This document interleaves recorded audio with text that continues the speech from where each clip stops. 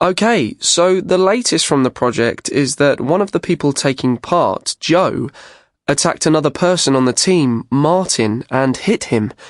I really can't believe that Joe would do something like that. He's been the quietest up until now.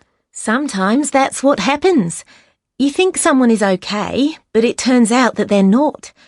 Why did he do it? Is it anything to do with personality problems, or is it just a disagreement about something?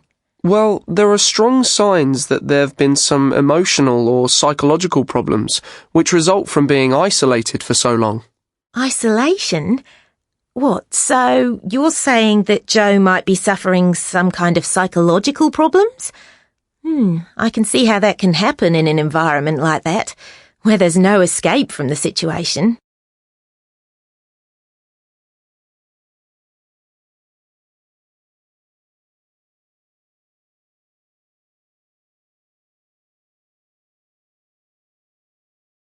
Well, as a psychology tutor, I find that really interesting.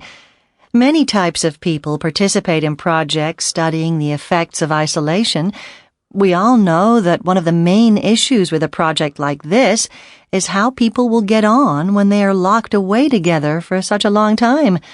It can produce all kinds of psychological and emotional problems. That's what I'm particularly interested in, and one of the reasons why I wanted you to do this particular project. Me too. That'll be one of the most important things to come out of this project. How people can control their emotions and feelings over a long time when they can't get away from each other. True, but we have to remember that this is a science project and not some soap opera or television series with lots of silly people locked up in a big house or something. I can see what both of you are saying, but there are always going to be problems like these, so it's not surprising when they happen. In fact, this is the first time someone has got really angry in the first 3 months, so I think that's quite a positive thing. So what do you think will happen? Will they make him leave? I don't think they can. It's all part of the program. And anyway, as the environmental engineer, Joe is an essential member of the team. If he left, then the whole environment of the building would go wrong. So I think they'll just have to work the situation out. Remember last month, when the ventilation system broke down? They almost lost all their fresh air. He only had a couple of hours to fix it, and he managed to do it. I'm sure they'll work it out. So, what else have you found out?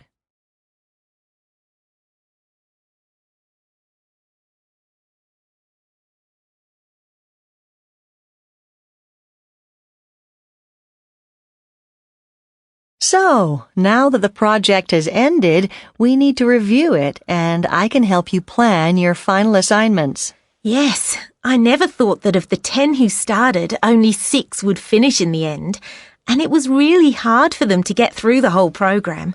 So, what have we learned? Well, I've got lots of data on the environmental systems and life support, and that's the key focus of my project report, especially considering the events last week, when the whole system came close to failing. Right. When the life support system went offline for 4 hours, they had to really race to fix it. If that happened on a real trip, it'd be a disaster. They could all die. I know. It's good that they weren't actually in danger in this project, but I agree. In a real situation, people could have been killed. Who would have thought that it would be on the front page and the first item on the evening bulletin? It shows how much interest there's been in the project. Anyway, I'm hoping to use the data to design a new system if it's not too difficult. That would be challenging, but fascinating at the same time. I think you'll do well with that, Simon. Personally, I'd love to focus on the particularly interesting and useful data on the health of the participants. I think it'd be worthwhile writing about the physical effects of the project. You know, how they kept healthy in the long term, even though they became ill sometimes, but also about the psychological effects of living in an enclosed group like that. It'd be interesting to see if any of them will have any long-term health changes. Would either of you like to take that on? Well, I'm not sure if I could take that on as well as producing an assessment of the life support issues. I feel that those are more significant in view of the current developments in technology to support this kind of expedition.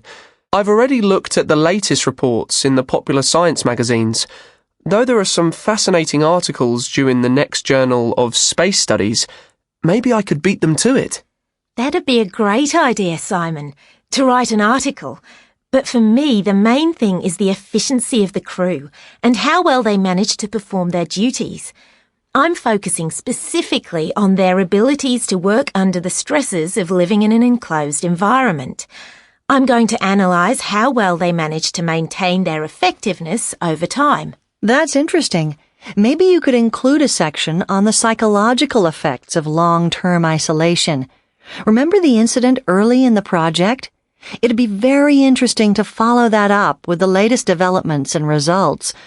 I can give you some of the latest research on the subject from other studies for you to compare.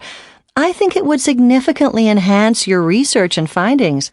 OK, that sounds like a good idea. It shouldn't be too difficult to develop a wider theme to include the psychological studies.